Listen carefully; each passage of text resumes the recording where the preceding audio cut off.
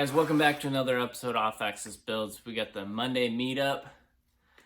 This Wednesday's video is going to be painting the rear of the inside of the car. I'll show you how I taped it all off, textured it, painted it, and then clear coated it before I got ready to put the windows in and carpet. So let's go ahead and take a brief look at that, and then we'll get going on some questions and answers. All right, guys, let's get her done. All right, guys, you can see that I have my hood on top of the car. I'm doing a little bit of work on the front, getting it prepped for the gas tanks, carpet, and I'm also doing the quarter panel body work. So it's getting there. Okay, but what this Wednesday video is going to be all about, it's going to be how I prepared the rear end of the car for paint.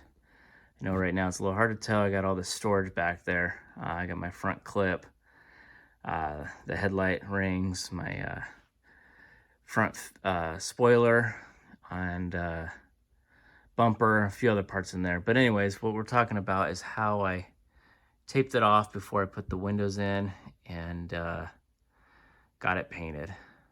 All right, guys, let's head over to the Q&A. So check out this Wednesday's video to show you how I did that. All right, guys, so I got a question from Carlos Silistin, I believe it is. He was asking about what type of grease to use with the polyurethane red bushings. I did some research on that, and you're not supposed to use your normal bearing grease on that.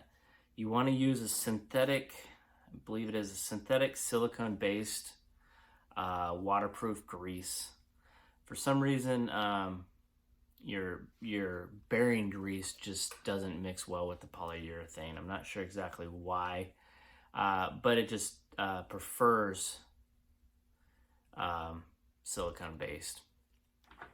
So remember, guys, if you're going to be putting those little rubber bushings in for your through rods or just changing out those, don't use bearing grease.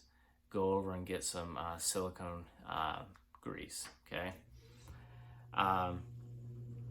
So I have a video on that if you want to check it out on how I installed those. I also did the front lowered spindles on that as well. So I got a few more videos you can check out over there. So anyways, let's move on to a couple more of the questions. All right, guys, so I got another comment here from VWJawbreaker. Guy's got a really cool channel. You should go check it out if you get a chance. He was asking about the hood pins. He said those are really cool. So those hood pins I got off of Amazon. They make, I want to say, 3 or 4 different styles of that type of hood pin. I chose the 1.5" with a 1/2 inch button on them. Wanted something that would fit the car that wasn't too overpowering, you know, too big on the hood. They do make a 2-inch one with a 1-inch button on it, which might be really cool for like I don't know, some sort of race car or maybe a Jeep, something like that. So anyways, those things come with a little push button and a little pin. The little pin can just be mounted anywhere.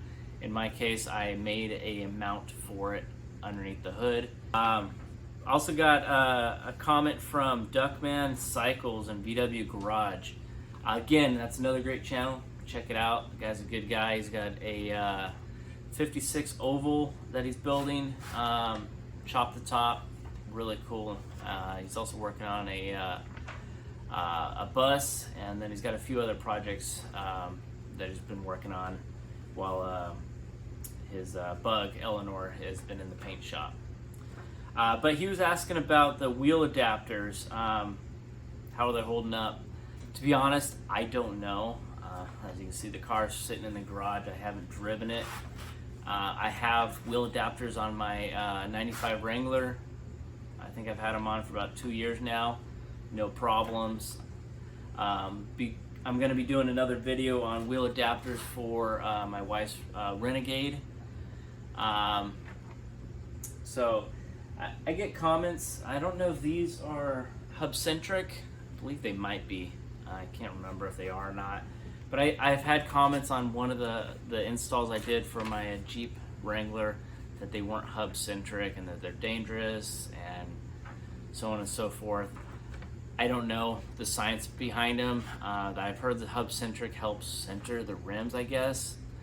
I haven't had any issues with them. It's been on my Jeep for 2 years. And we'll see about these. I just did a 1-inch spacer just to give it a little more wheel space, widen the wheelbase a little bit. Nothing too drastic. I'll be doing a 1-inch on my wife's Jeep Renegade shortly, so you'll see that video soon. So he was saying he's had issues with the studs pulling out, and just to make sure, you know, Loctite them and don't over torque them. I believe the torque on those are, I want to say 68 foot-pounds, 70 foot-pounds, somewhere in there. But Loctite's a good idea to definitely put some Loctite on there so they don't back out. So like I said, I haven't really been able to drive it, but as soon as it gets on the road, I'll let you guys know more about it. So anyways, guys, thanks for watching. Remember to like, comment, subscribe. Remember to see that Wednesday video. Alright guys, we'll see you there. Remember, it's built, not bought. See you on the next one.